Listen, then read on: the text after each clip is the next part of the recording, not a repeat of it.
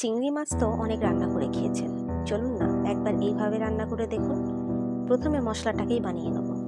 দিয়ে দিলাম পরিমাণ মতো রসুন, আদা, কিছুটা পেঁয়াজ, হলুদ গুঁড়ো, চিনি,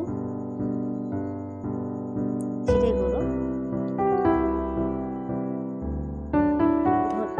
ধনে গুঁড়ো, আর দিয়েছি কিছুটা গোলমরিচ গুঁড়ো, দিলাম গরম মশলা গুঁড়ো, আর দিয়েছি সাদা তেল। ভালো করে মশলাটা পেস্ট করে নেব।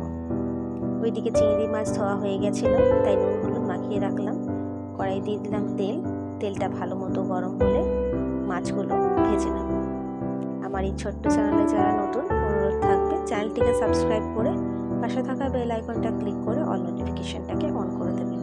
নোটিফিকেশনটা অন করে দিলে যে কোনো রেসিপির ভিডিও আসার সাথে সাথে আপনাকে নোটিফাইড করে দেওয়া হবে। মাছগুলো ভাজা হতে হতে দিয়ে দিলাম কিছুটা কাশ্মীরি লঙ্কা গুঁড়ো। লঙ্কা গুঁড়োটা দিয়েও ভালো করে ভাজবো। মাছগুলো ভালো করে ভাজা হয়ে গেছে, এরপর তুলে নেব।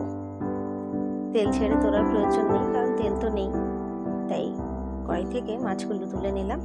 আর বেশি তেল থাকলে তেল তুলবেন না, অবশিষ্ট তেলে যেন রান্নাটা হয়ে যায় সেরকম রেখে দেবেন। আবারও তেল দিয়ে দিয়েছি, দিলাম তেজপাতা, দিয়ে দিলাম কুচি করা পেঁয়াজ। এবার পেঁয়াজটাকে একটু ভালো করে ভেজে নিতে হবে। আমার এই রেসিপিটা যদি ভালো লেগে থাকে তাহলে অবশ্যই একটা লাইক করবেন, কমেন্টের মাধ্যমে জানাবেন কেমন লেগেছে আপনার, আর পরিবারের সাথে শেয়ার করতে ভুলবেন না।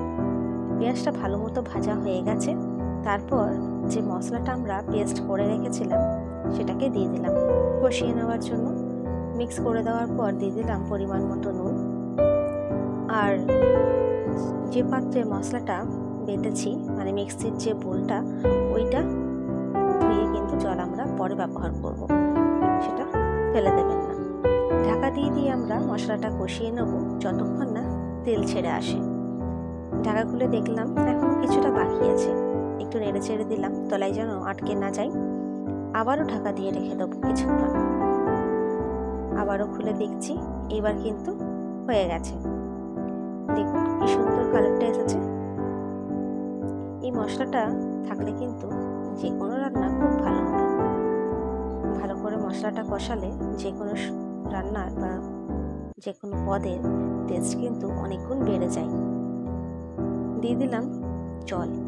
বেশি কিন্তু জল দেব না, কারণ আমরা চিংড়ি মাছটা একটু গ্রেভির মতো রাখবো, মানে একটু থকথকে ভাব থাকবে, বেশি কিন্তু ঝোল লাগবে না।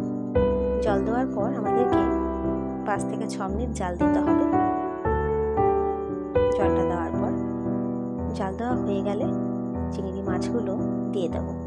চিংড়ি মাছটা দেওয়ার পরও কিন্তু আমরা একটু জাল দেব, তাহলে কি হবে, মশলার যা ফ্লেভারটা আছে তা কিন্তু মাছের মধ্যে একটু অ্যাবজর্ব করতে পারবে মাছগুলো, আর খেতেও ভালো লাগবে। মিক্স করে দিলাম, এরপর ঢাকা দিয়ে রেখে দেবো ওই 1 থেকে 2 মিনিটের জন্য। উপরে তেলটাও ভেসে গেছে, ভালো করে জালও দেওয়া হয়ে গেছে, মাছগুলো একটু সফট হয়ে যাবে। চলুন এবার পরিবেশনের পালা। তবে তার আগে একটু এলাচ গুঁড়ো দিয়ে দিলাম।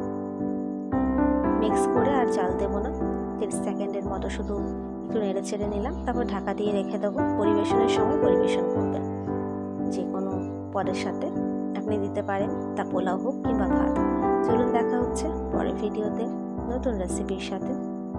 সুস্থ থাকবেন, ভালো থাকবেন, সাবধানে থাকবেন, আর কেমন হয়েছে আমাকে জানাতে ভুলবেন না।